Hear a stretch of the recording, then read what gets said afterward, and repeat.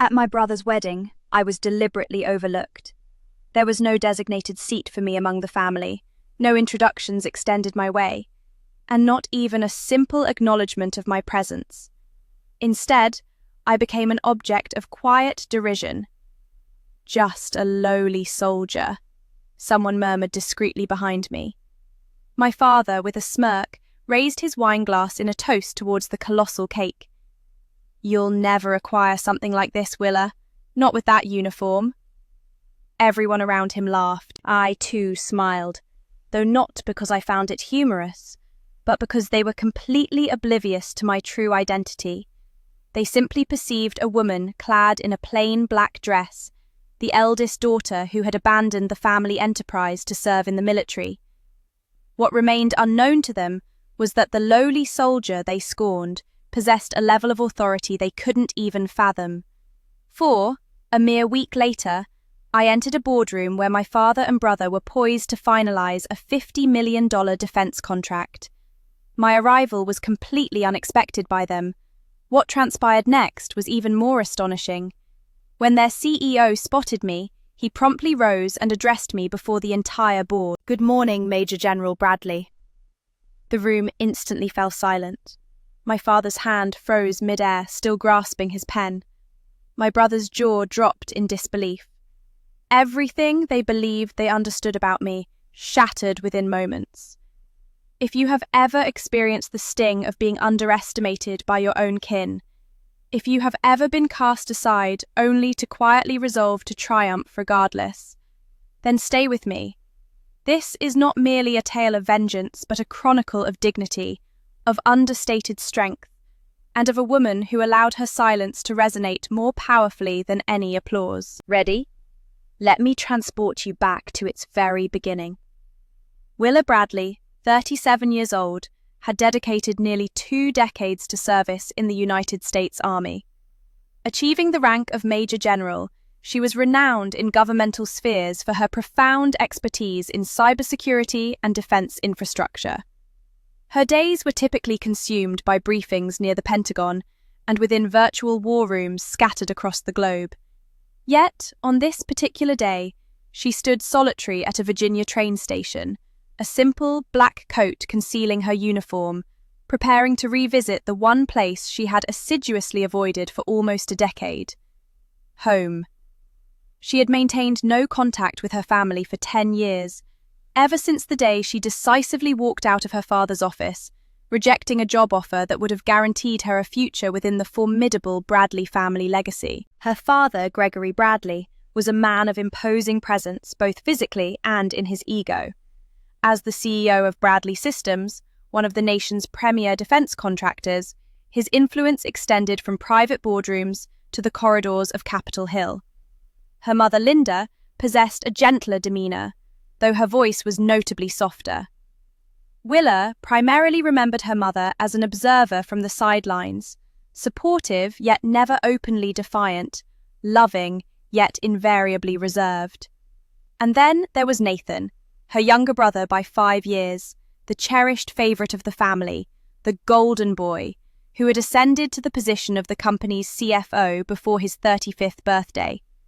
Willa had not exchanged words with him in years. The invitation to Nathan's wedding had arrived 3 weeks prior, typewritten rather than handwritten, addressed simply to Willa Bradley.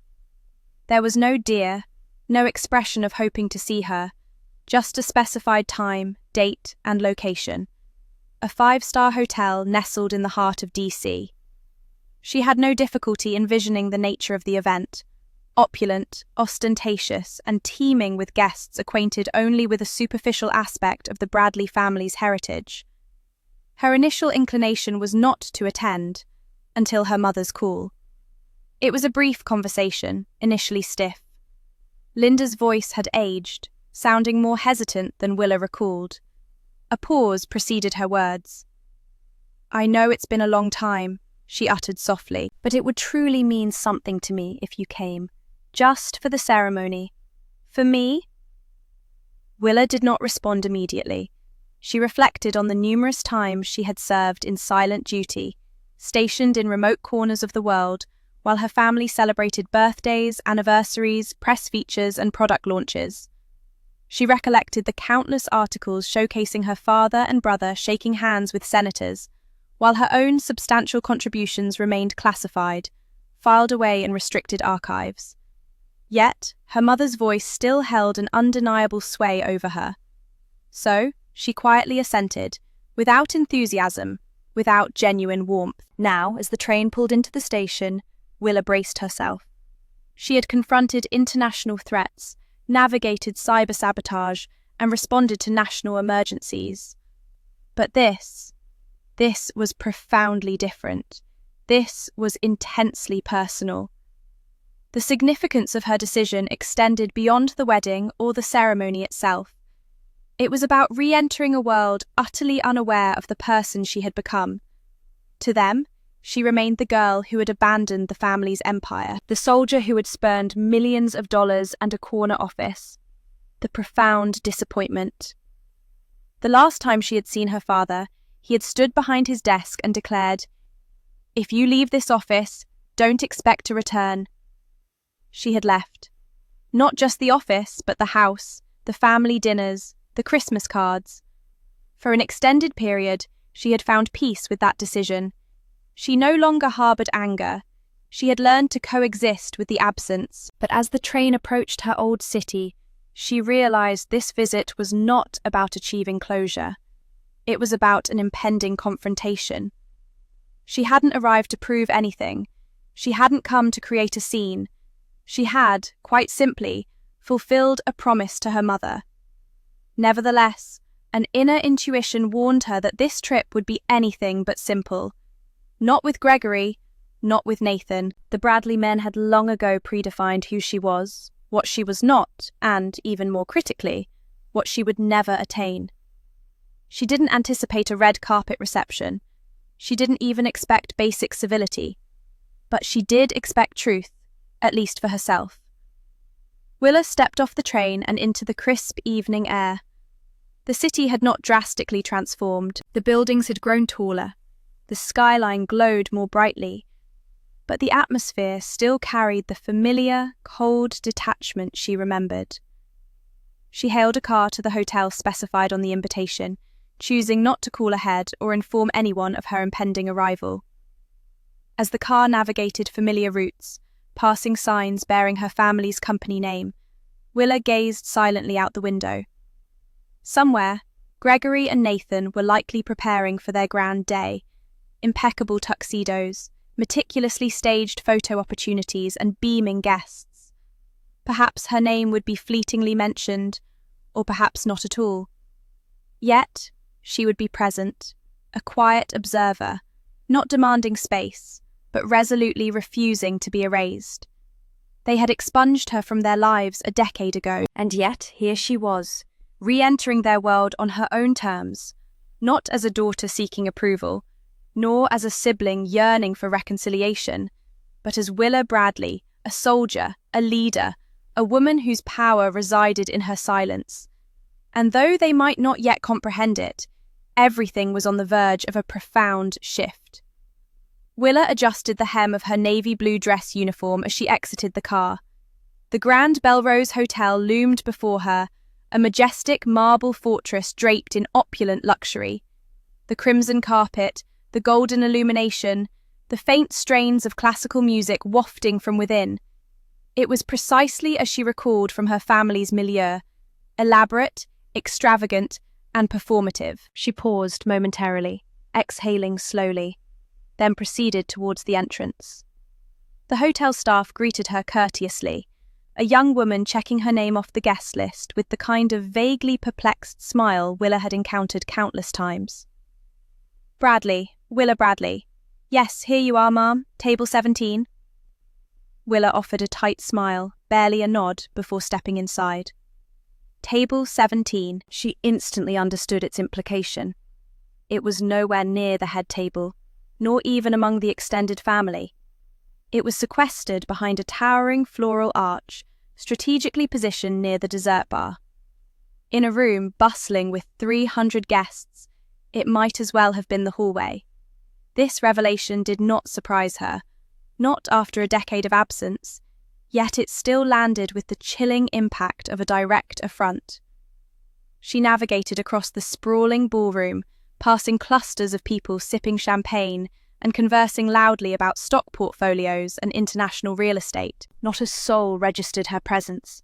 A few briefly turned their heads, momentarily curious about the woman in uniform, then immediately reverted to their discussions, as if she were merely a hotel employee who had inadvertently strayed into the wrong area.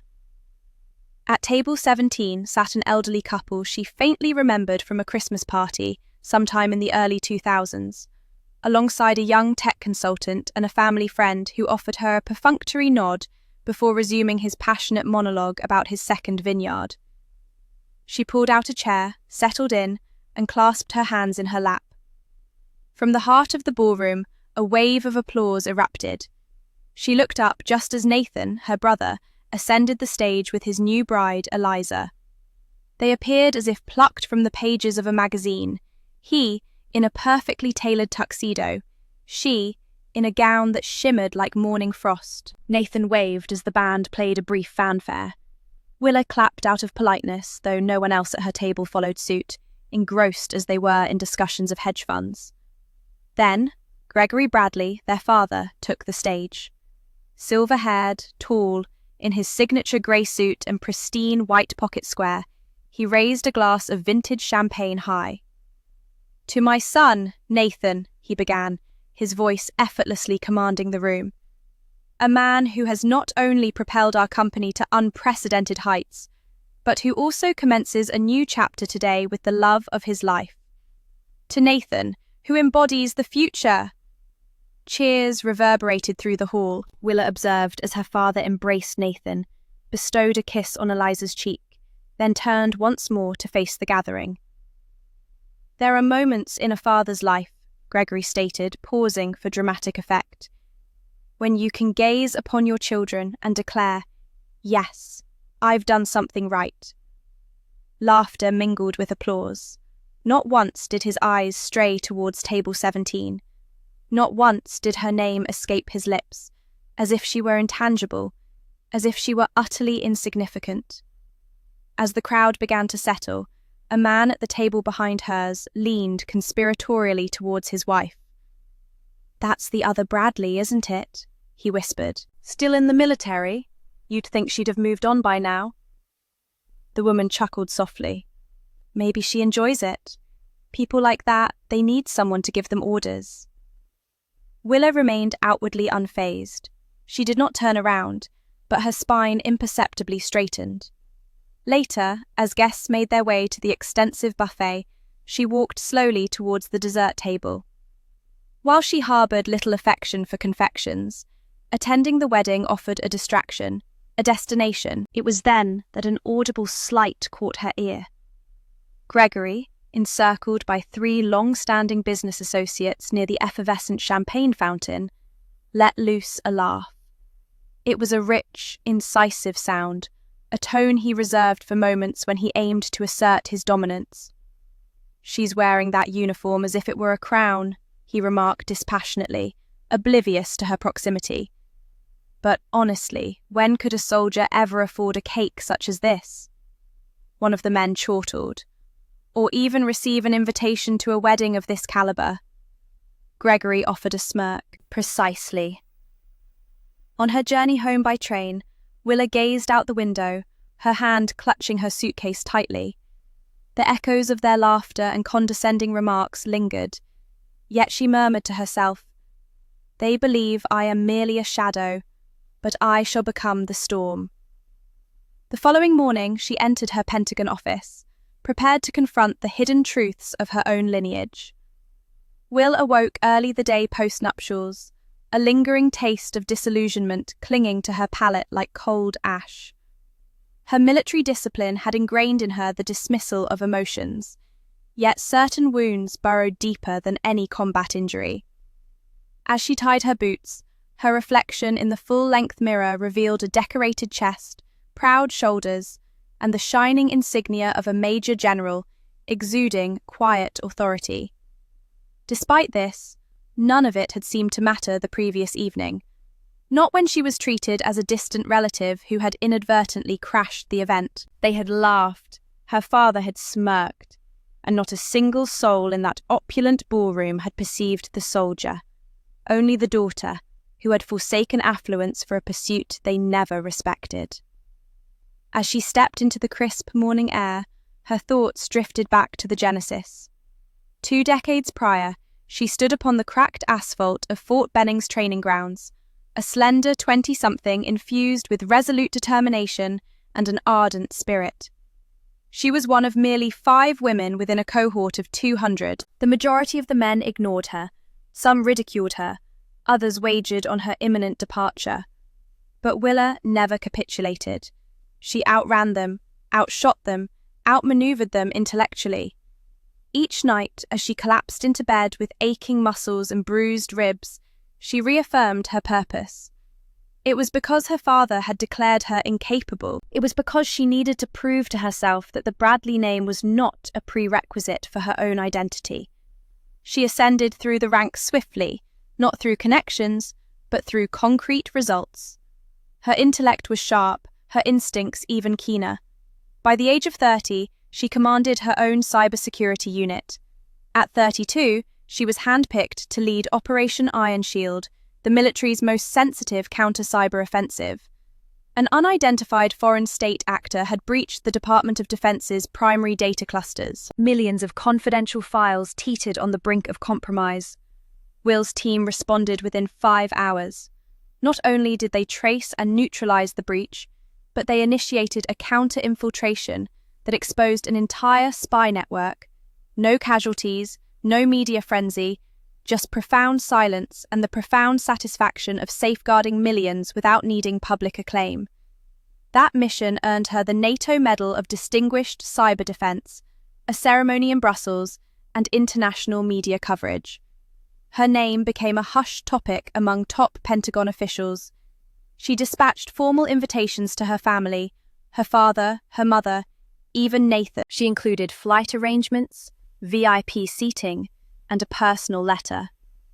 There was no response, not even a politely declined RSVP. Days later, she telephoned her mother. The conversation was brief and evasive. "We're so proud of you, sweetheart," Linda had uttered. But when Willa inquired again about the ceremony, her mother stammered something about business trips and Greg's schedule. Her mother hadn't even known which country Willa was in. She recalled ending the call and staring at the hotel room ceiling, her medal still nestled in its velvet box on the nightstand, unopened. For most individuals, such a revelation might have been crushing, but Willa had long accepted that her family's affection was conditional. Conditions she had no intention of fulfilling. Her promotions, her medals, her security clearance, all existed in a separate realm from the one her family inhabited. Her world consisted of firewalls, black operations, classified data transfers, and unseen threats. Their world was one of polished marble offices, private jet travel, and boardroom accolades. And yet, regardless of how far she climbed, she remained the daughter who had strayed. In her father's estimation, Nathan was the rightful heir, the future, the very embodiment of the Bradley legacy. Willow was perceived as an outlier, capable certainly, yet always somewhat out of place. It was inconsequential that the military had entrusted her with decisions impactful to global stability. To Gregory Bradley, she was still the girl who had abandoned a corner office to play soldier in the dirt. That unarticulated judgment, that silent dismissal, had shadowed her through every deployment, every operation. It resonated in every unread email, every unheard voicemail. And last night, at the wedding, it crescendoed into a roar, camouflaged by polite smiles and veiled slights, yet potent enough to reverberate in her very bones. "You'll never afford a cake like this," her father had sneered, and perhaps, to him, that cake symbolized everything he believed she lacked. But Willa harbored no interest in sugar and frosting. Her focus was fixed on the classified folder now quietly residing in her travel bag, one emblazoned with Nexora Dynamics project code. She hadn't attended the wedding to be observed. She had arrived because something momentous was brewing, and she intended to confront it in full uniform. Standing now in the quiet of the morning, the wind caressing her face like a familiar companion, she whispered words only she could hear. "I'm a major general, yet to them I'm still the daughter who left." Her gaze remained steadfast. "In 1 week, they will truly know who I am." Willa sat alone in her unassuming Pentagon office, the faint early morning light barely penetrating the blinds. The air was subtly scented with brewed coffee and cold metal, an aroma she had long grown accustomed to. She had returned to base merely days after her brother's wedding, but the memory lingered like a bitter aftertaste. The laughter, the furtive whispers, the way her father had dismissed her existence with a smirk and a single remark about a wedding cake. It all still echoed in her mind. However, today, those recollections ceded priority. A classified folder lay open on her desk, containing a document that would inextricably link her personal life and professional duties in an unforeseen manner. Colonel Dana Reed, a seasoned officer renowned for his ruthless efficiency, had briefed her only hours earlier. The Department of Defense had assigned Willa to oversee the technical audit and security compliance for Project Helios, a high-priority cyber defense initiative valued at $50 million. The stakes were monumental. Project Helios was not merely another bureaucratic exercise. It was poised to form the bedrock of America's next-generation defense grid, safeguarding everything from drone systems to nuclear command lines. Willa had reviewed countless contracts before, but as she perused the proposal file and saw the name of the primary contractor, her fingers froze.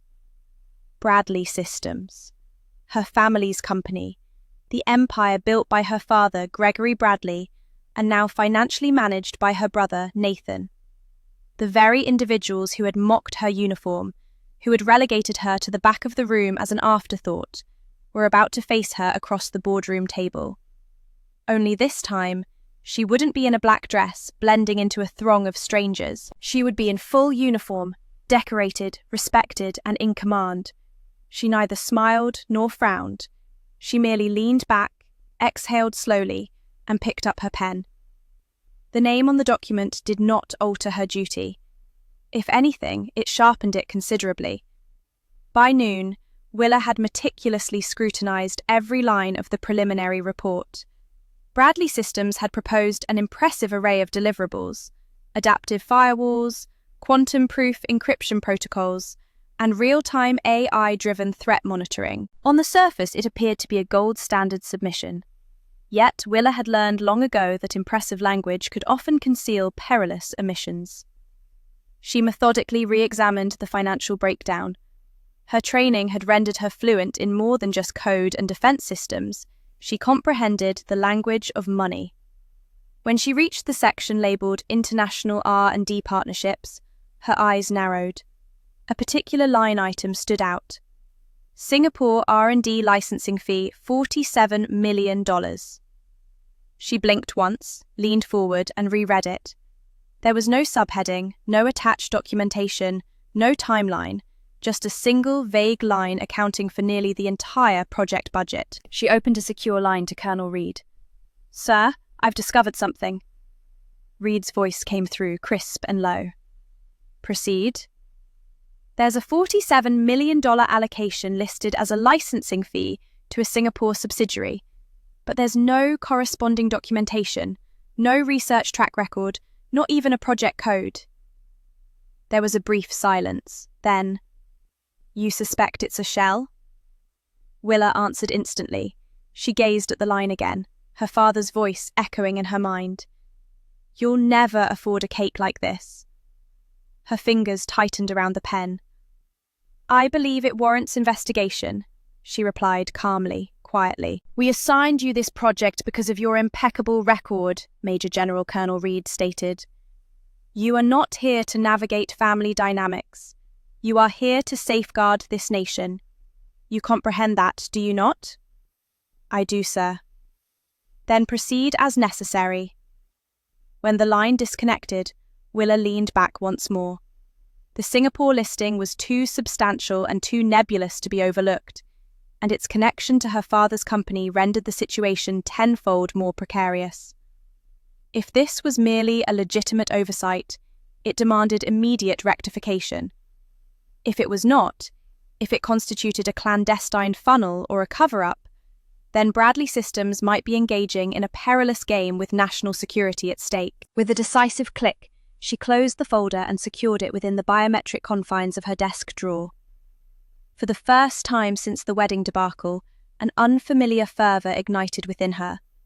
This wasn't about vengeance, not anymore. It transcended the recent nuptials, her father's dismissive laughter, and Nathan's ability to see right through her. Rising from her chair, she moved to the window, her gaze sweeping over the serene pulse of Washington, D.C. The monumental architecture, the anonymous throng of people, the invisible currents of data silently coursing beneath the metropolis. This was the realm she had sworn to safeguard. Her voice, a whisper of steel encased in velvet, articulated her resolve. I don't want revenge, but justice doesn't need to remain silent. Willis stepped into the gleaming glass edifice of Bradley Systems, precisely as the city's skyline shimmered, touched by the late morning sun. Her dress uniform was impeccably pressed, its metals reflecting the light with a quiet authority. Each step resonated through the marbled expanse of the lobby, precise and deliberate. Employees paused, their glances darting from her to the stars adorning her epaulets, noting the unmistakable military bearing in her posture. She was no longer the unassuming sister. No one remembered that she was Major General Willa Bradley, and she had returned not to inflict chaos or seek retribution, but to reassert her presence. The assistant, tasked with escorting her, hesitated slightly when reviewing her name on the clipboard before uttering, "Major Bradley." "This way, ma'am." She guided Willa past a veritable ocean of high-ranking executives and impeccably groomed interns, all converging for the quarterly board meeting. Not a single person recognized her yet. They were oblivious that the soldier, once omitted from the family's Christmas card list, now held the power to approve their most lucrative contract. But they would soon learn. The elevator ascended silently, each floor serving as another layer of the humiliation from a week prior that she shed.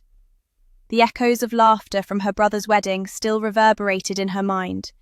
Her father's condescension, the smirks, the thinly veiled disdain. They had perceived her uniform as nothing more than a cheap costume. Her brother's bride had entirely ignored her presence, and her father had openly jested, within earshot, "When will a soldier ever afford a cake like this?" No one challenged him. No one defended her. She had simply smiled, murmuring to herself, "We'll see." Now, the uppermost floor came into view, floor 63, the executive boardroom level. The doors parted with a soft hiss. She proceeded down the carpeted hallway, passing black and white portraits of the company's founders and milestones in innovation. Her father's photograph, centered prominently, displayed him smiling in a navy suit, arms crossed as if challenging anyone to rival his legacy. She paused for only a moment before entering the boardroom. A long table was surrounded by executives in dark suits.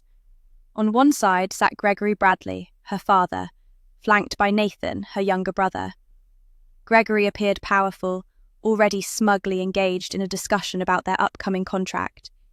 Nathan scrolled through something on his iPad, a confident smirk playing on his lips. Neither looked up as the door opened. However, one man did rise. Robert Callahan, the CEO of Bradley Systems, and an old acquaintance from Willa's NATO service. He approached her with a warm, dignified smile, extended his hand, and declared in a clear, authoritative voice, "Good morning, Major General Bradley." The room plunged into absolute silence. His words cut through the air like a whistle in a trench. Gregory froze, his pen suspended mid-air. Nathan looked up sharply, blinking in disbelief. Murmurs rippled through the table as executives straightened in their chairs, their gazes flicking between Willa and the older man. Willa offered a single, respectful nod. "Good morning, Mr. Callahan. I trust we can begin." Robert gestured towards the chair at the head of the table, his own chair. "This seat is yours today." She placed her dossier on the table with measured calm. The gold insignia on her uniform gleamed softly under the overhead lights. She didn't need to utter another word. The profound silence of the room spoke volumes. Gregory cleared his throat, breaking the spell.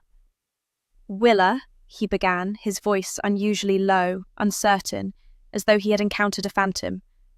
You're the department representative." Willa fixed her gaze on him, steady and cold. "Yes, sir.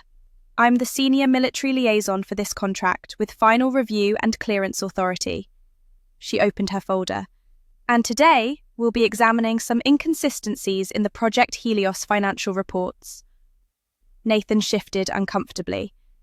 "You mean you're in charge of approval?" "I mean," Willa stated evenly, her voice as sharp as a command line, "without my sign-off, this contract doesn't leave the room." A ripple went through the board. One executive coughed to mask his surprise. Another fumbled with his pen. Someone at the far end whispered, "She's a general." Willa continued without hesitation.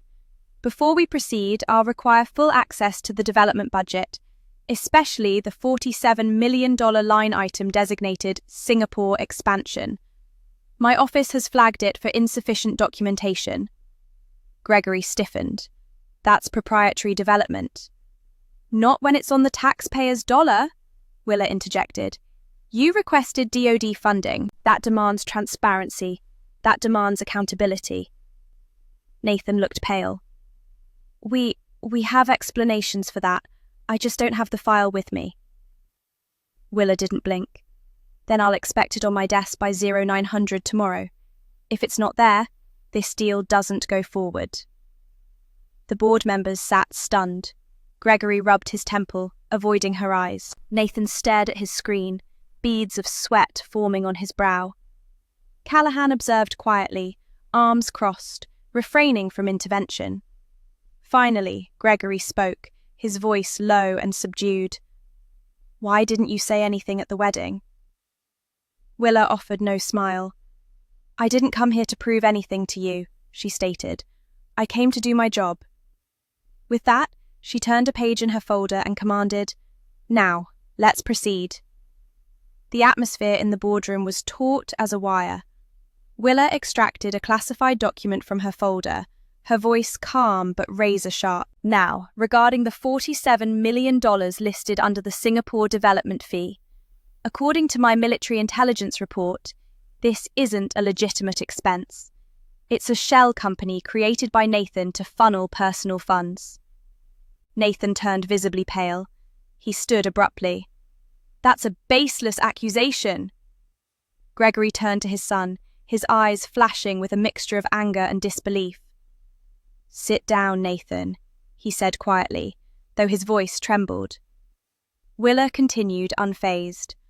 "I have banking transaction records. If there's no immediate explanation, this contract will be terminated, and it may trigger a federal investigation."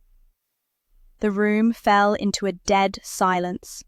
Only the soft rustle of papers could be heard as directors exchanged alarmed glances. This was no longer just a meeting. It was the unfolding collapse of an empire. Willa had just returned to her office at the Department of Defense when the message arrived. A secretary tapped softly on her glass door and handed her a plain envelope. Inside, scrawled in her father's unmistakable handwriting, was a note. "Come to the Winter Garden, 8 p.m. No assistants, no uniforms, just us." She considered ignoring it. A part of her yearned to leave him, to sit in that garden alone, to feel the crushing weight of the silence he had cultivated over the years. Yet, something told her this meeting transcended mere business. This was about control. And Gregory Bradley had never lost control. Until now. The Winter Garden was quiet upon her arrival, a sleek rooftop greenhouse with glass walls perched atop the Bradley Systems headquarters. It was Gregory's pride, a testament to legacy and innovation. He was already there, standing beneath an arch of white hydrangeas, a tumbler of scotch in his hand. He did not rise as she approached. He simply looked up, his eyes sharp, calculating. "You've made quite a mess," he said evenly. Willa offered no reply. She sat across from him, folded her hands, and waited. Gregory leaned forward. "You had your moment, Willa. The board is shaken. Investors are nervous. The press caught wind of the military audit. You've proven your point." She tilted her head slightly. "What point do you think I was trying to make?"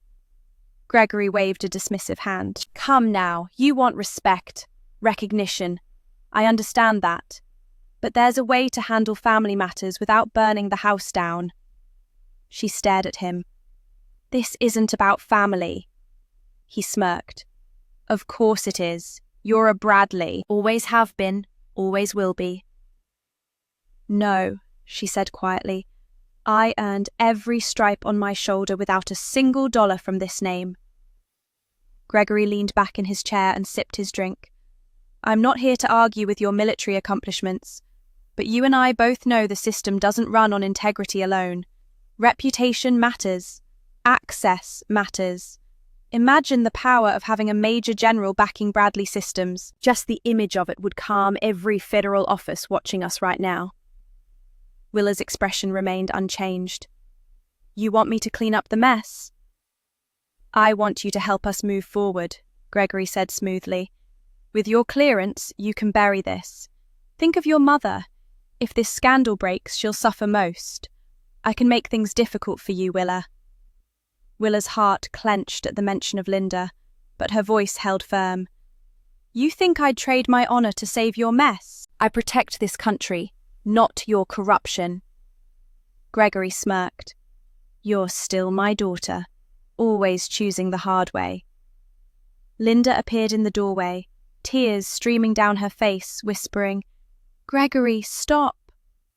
Willa stood, gave her mother one last look of regret, and walked away without turning back.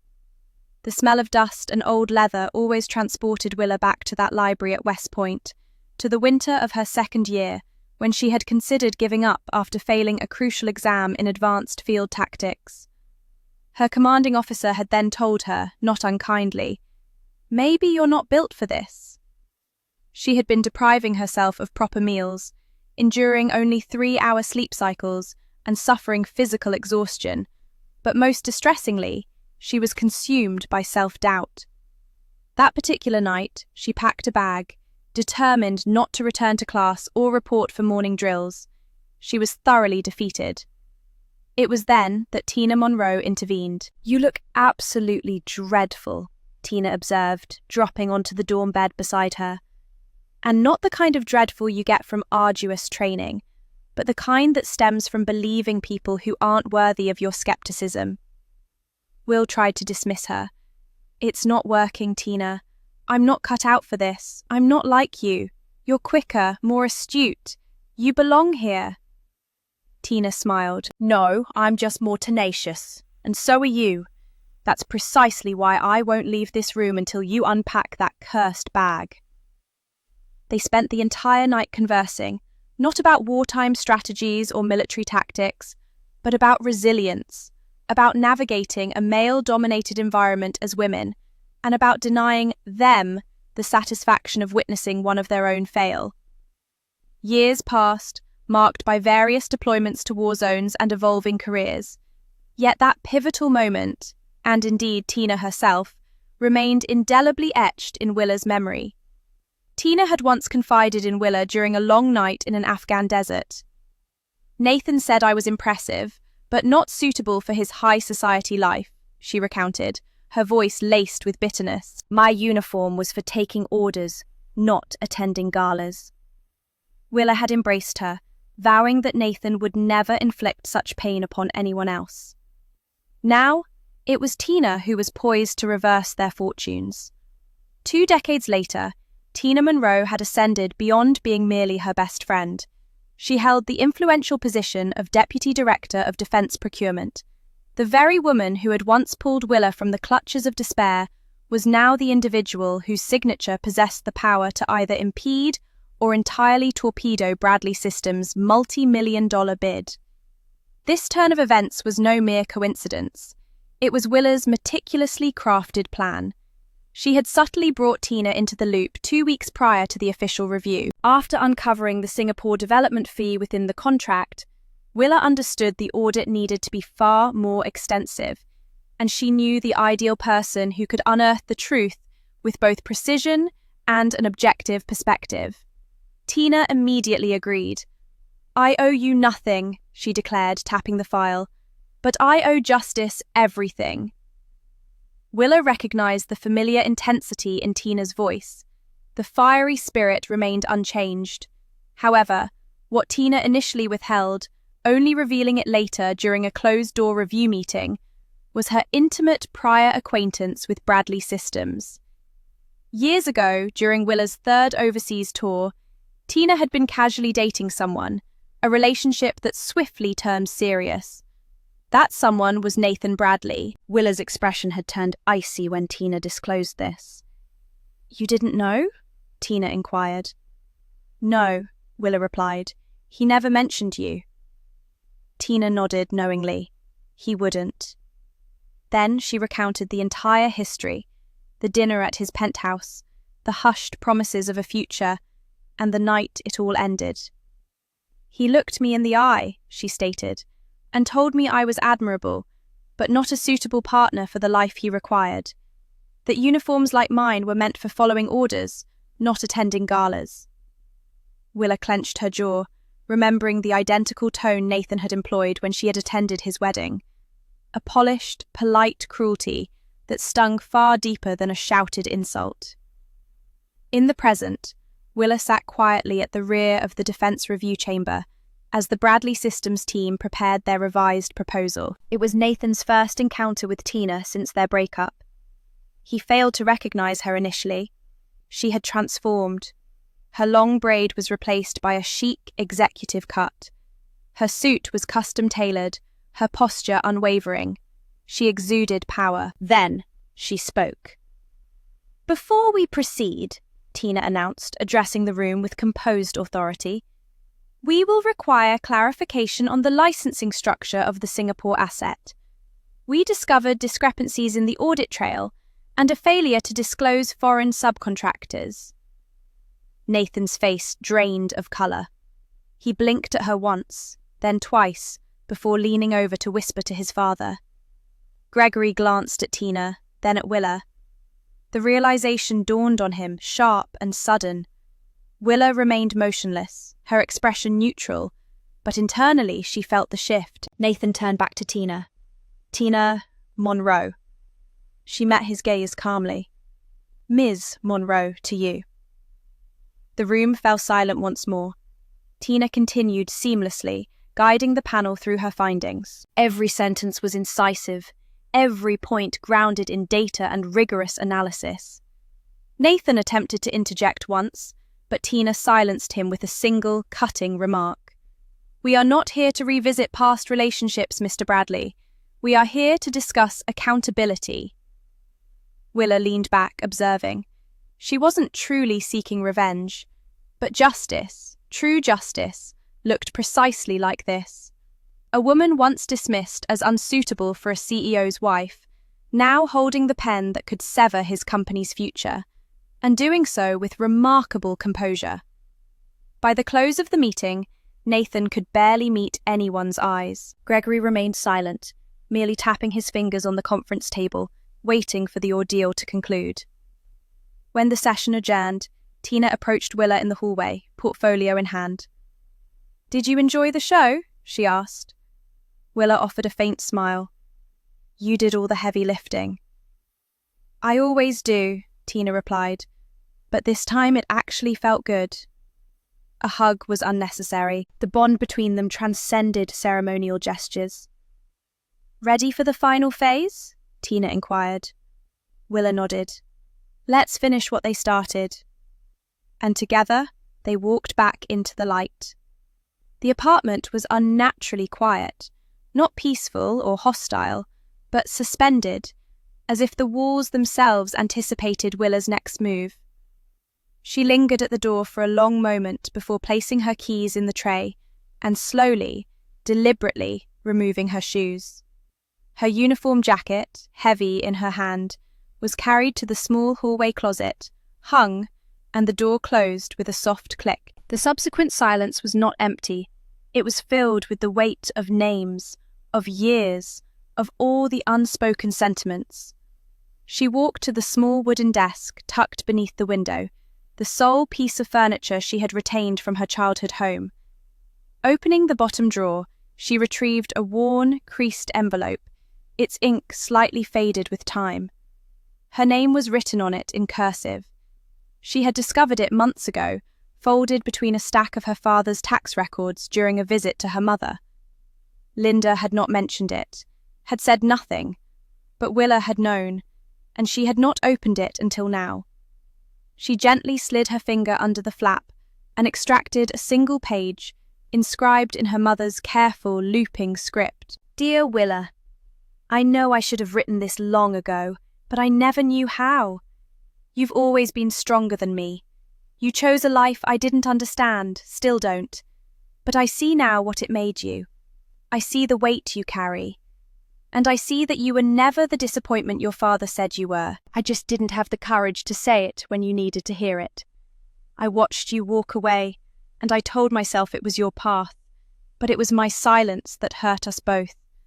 I should have stood up. I didn't. And I'm sorry. I miss my daughter. I love her, and I hope one day she knows that." Willa read the letter twice, then carefully refolded it, placing it back in the envelope. She did not cry, but the silence shifted again, deeper now, tinged with something akin to release. She walked to the kitchen counter where mail from the past week had accumulated. A cream-coloured envelope caught her eye. There was no return address, but the handwriting was familiar. She opened it gently. Inside was a short note written in block print. "Major General Bradley, I've sat through more boardrooms than I can count. I've seen men pretend to be strong, and I've seen women fight to be seen. But I've never seen anyone do what you did. Not with so much control and dignity. My daughter is 6. When she grows up, I hope she walks like you do. Respectfully, Robert Callahan." Willa held the note in her hand for an extended period. Then she placed it beside her mother's letter. She didn't frame them, nor did she hang them. She simply left them there, side by side on the table, tangible proof that words, even delivered late, still held profound meaning. She returned to her desk, opening her laptop to review the project status reports. 2 days later, Nathan appeared at the base gate, his suit rumpled, hair slightly dishevelled. "Willa, I came to say it in person," he began, his voice unsteady, his eyes avoiding hers. "I thought I was leading this family, but I was just chasing Dad's shadow. I was wrong about you, about everything. Let me make it right." Willa looked at him, not with anger, but with a weary calm. "Fixing things doesn't erase the past, Nathan," she said softly, "but it's a start." She turned back towards her office, leaving him standing in the cold morning air. Instead, she stood, walked to the window, and gazed out at the city below. The sky was bruised with evening colours bleeding into one another, indistinct yet vast. Her reflection stared back at her in the glass, older now, harder in some ways, softer in others. She did not know what tomorrow would bring. The contracts might collapse, her family might drift further away, or perhaps not. But at that moment, with the city humming beneath her and the night pressing gently on the glass, she finally allowed herself to be still. Not because it was over, but because for once she didn't have to fight. Not tonight. The letter arrived on a Tuesday, nestled in her mailbox between a government briefing and a dry cleaning receipt. No return address, just her name written in that unmistakable looping script that had once guided her second-grade cursive practice. Inside was a short note, folded twice, the ink slightly smudged at the corners. If you're ever nearby, I'd love to cook salmon for you again, the way you liked it. Crispy skin, lemon butter, no uniforms, just you. Just home. There was no apology, no grand declarations, just that one quiet invitation. Willa held the letter for a long time before placing it on the kitchen counter. She made no immediate decision. Duty had provided her with a language of protocol, but forgiveness never came with a manual. That Friday evening, as dusk settled, Willa brought her car to a stop outside the familiar old house. The porch light emitted a welcoming radiance across the flower beds, a sight that was both foreign and comforting, like a long-forgotten childhood melody that nonetheless resonated deeply within her. She was casually dressed in a soft grey sweater and dark jeans, without the insignia of her rank or the sharp creases of her uniform. Instead of ringing, she ascended the steps and opened the door herself, the way she always had, quietly, respectfully, as though seeking the house's silent permission. The initial sensory experience was the scent of rosemary butter, blended with a citrusy note, overlaid with an indefinable whisper of nostalgia. Linda was in the kitchen, her back towards the entrance, hair neatly pinned up, moving deliberately between the stove and the counter. The gentle sizzle from the pan created a steady, unhurried rhythm. She didn't turn around. "I wasn't certain you'd arrive," she stated softly. Will entered the room but remained silent, observing her mother expertly flip the fish in the pan, its skin perfectly golden. Linda's hands trembled slightly. "I used too much garlic the last time you visited," she continued, almost to herself. "You were 15. You didn't voice a complaint, but you consumed 2 glasses of water during dinner." Will let out a quiet exhalation, a sound barely resembling laughter. Linda meticulously plated the meal, placing the dish on the well-worn oak table, accompanied by 2 forks and 2 glasses of water with lemon wedges. Finally, she met Will's gaze. "Sit," she requested. Will complied. They dined in near silence, yet Willa's mind was a torrent of memories, her mother patiently instructing her to tie her shoes at age 5. "She was the only one who ever truly believed in me," Willa mused, but 10 years of estrangement held her hands captive, as if bound by an unseen barrier. A desire to embrace her mother lingered, overshadowed by the persistent emotional chasm. They continued eating in quiet, punctuated only by the occasional clink of silverware. The salmon, as promised, was exactly as she recalled, rich, tender, and perfectly balanced. Halfway through the meal, Linda carefully set down her fork. Her voice, though soft, was resolute. "I knew." Willa didn't look up, nor did she cease eating. "The day you received that NATO medal, I saw the invitation before your father did. I scrutinized every word." A prolonged silence stretched between them. "And I uttered nothing," Linda whispered. "Not even to you. I allowed him to tear it up.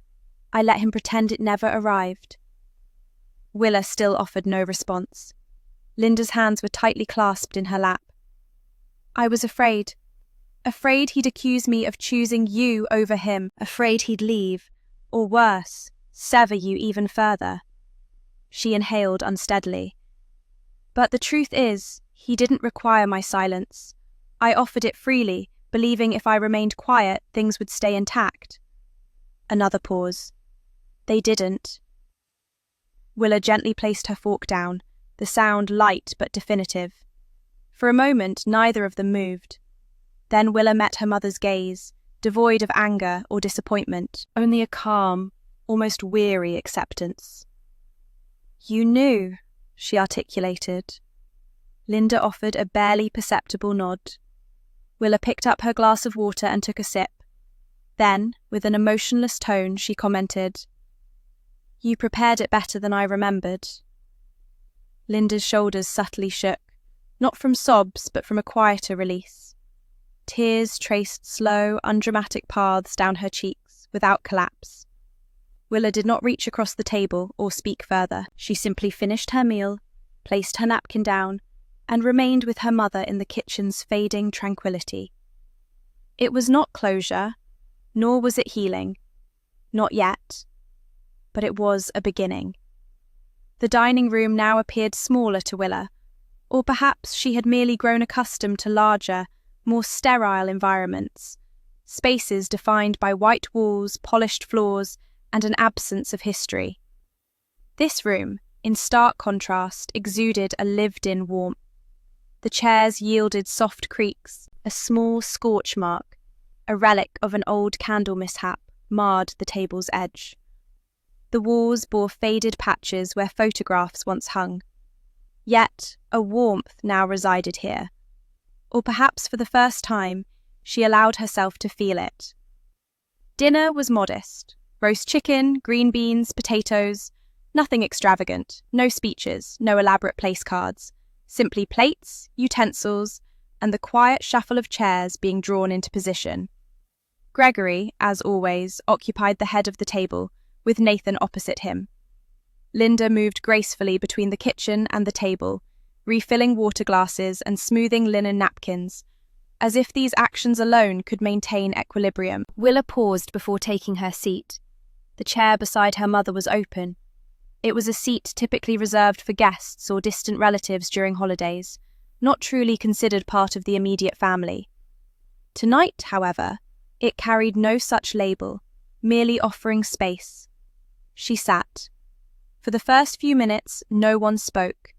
The clinking of cutlery was the sole sound, not suggesting tension, but rather a cautious anticipation, as if everyone was waiting to see if the silence could endure. Nathan then cleared his throat. "I updated the structure," he began, initially without looking up. "We eliminated the old patchwork. We rebuilt the security and compliance stream based on the framework you mentioned, the one from your task force brief last year." He then glanced at her. "The results surpassed any version we've ever submitted." Willa gave a single nod, neither praise nor criticism, simply acknowledgement. Nathan offered a faint smile, grateful for even that much. Gregory remained quiet for a moment, pushing food around his plate. Then he set down his fork and looked at her, his usual sharpness replaced by a worn expression, as though his pride had been eroded by time. "You don't have to forgive me," he said softly, "but I want you to know I was wrong." The words hung in the air, weighted yet serene. Willa did not respond, not because she hadn't heard, but because she needed the silence to convey what she couldn't articulate. Gregory did not press the issue. He nodded and returned to his plate, seemingly unburdened simply by having voiced it. Linda reached over and poured more tea into Willa's glass, her hand lightly brushing her daughter's wrist. A quiet, steady gesture. Her other hand gently rested on Willa's shoulder, without a squeeze or tremor, just presence. It wasn't absolution, but it was enough. Willa took a slow breath and surveyed the table, her brother, whose eyes no longer held that rehearsed gleam, her father, appearing diminished yet no longer feigning an exaggerated importance, her mother, who had ceased hiding behind silence.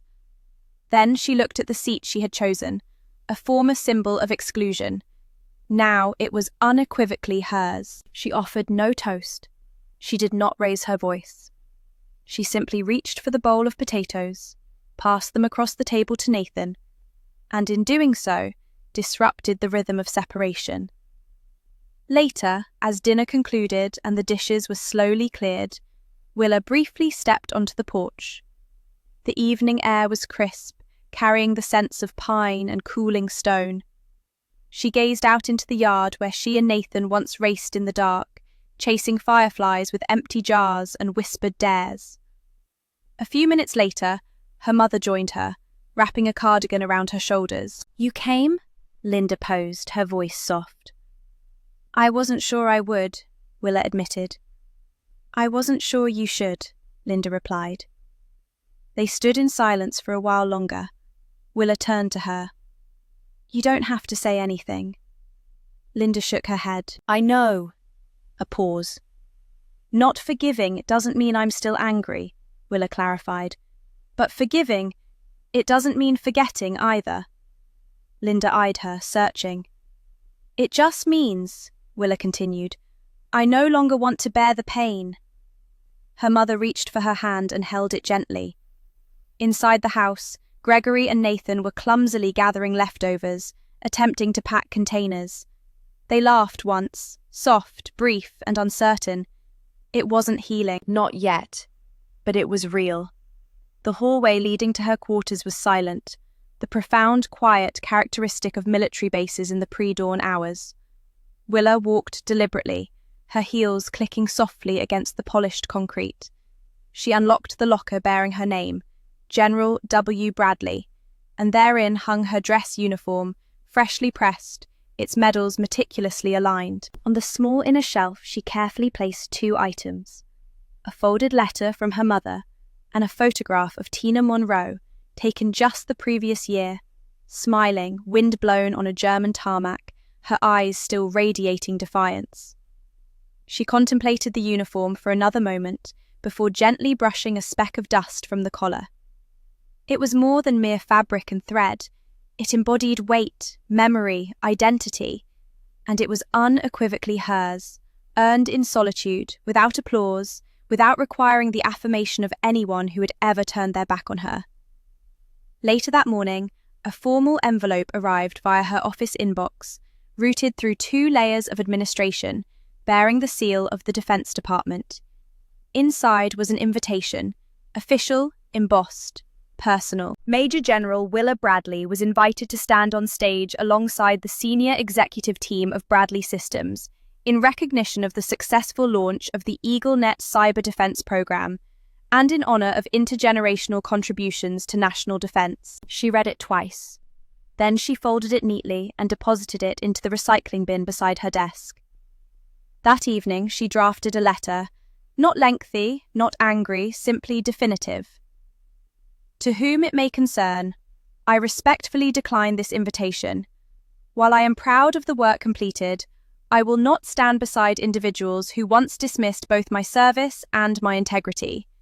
Respect is not retroactive. It is earned in real time. Sincerely, Major General Willa Bradley. She affixed her signature with a black pen, sealed it in an envelope, and handed it to her aide without further instruction. 2 days later, returning from the gym, a junior officer approached her near the mess hall.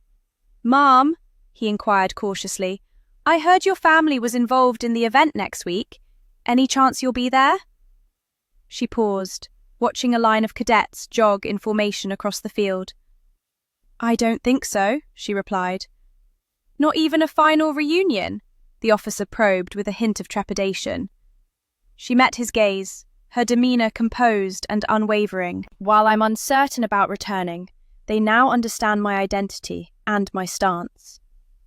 The dialogue concluded at that point, yet a sense of release, a newfound clarity settled within her. There was no grand spectacle, no heated exchange, only a quiet assertion of boundaries and self-respect. Later that evening, she stood by the window in her living quarters. The base's lights extended in precise, luminous rows across the expanse below. The diminishing drone of a helicopter landing on the tarmac reached her ears. The day's commotion was receding, replaced by a growing stillness. Above, the stars twinkled, sharp and unwavering. Her reflection stared back from the glass, revealing a visage matured by conflict, by the passage of time, by treachery, and by an unyielding determination, a complete, undiminished self. Willa offered neither a smile nor tears.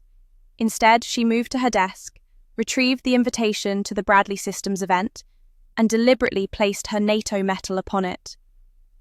"They can keep their platform," she murmured, as she meticulously slid both items into an envelope addressed to her father.